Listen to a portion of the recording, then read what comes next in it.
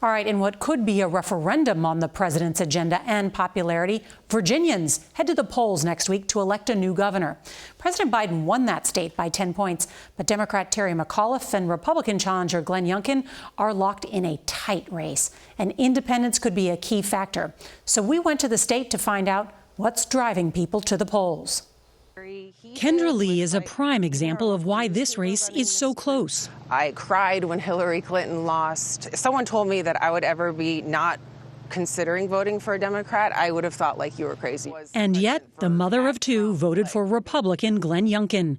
After a year of virtual learning and now mask mandates in schools, she trusts him more with her kids' education. What is it about what Youngkin is saying he'll do that appeals to you? I don't think he would have as much governmental restrictions. I think that he would leave it more in terms of local control. Alrighty! Woo!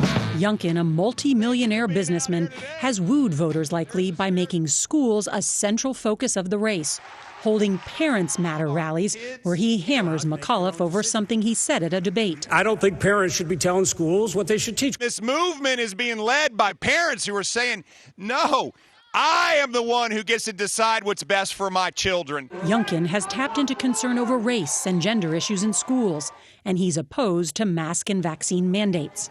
So what is it about what's happening in schools and those mandates that you don't like? I feel like I know what's best for my family better than a politician does. Independent Robert Clark also voted for President Biden, but calls this decision a toss-up. So you support President Biden, but you may vote for a Republican. I may.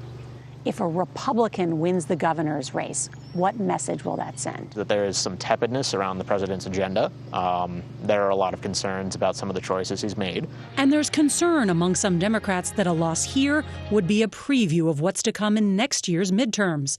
McAuliffe is trying to make this a referendum on the former president.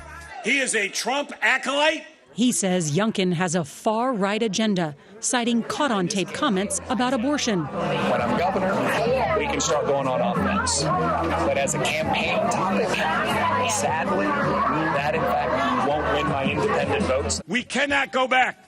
He is against gay marriage. He is against a woman's right to choose. The choice of swing voters like Robert will ultimately decide who wins.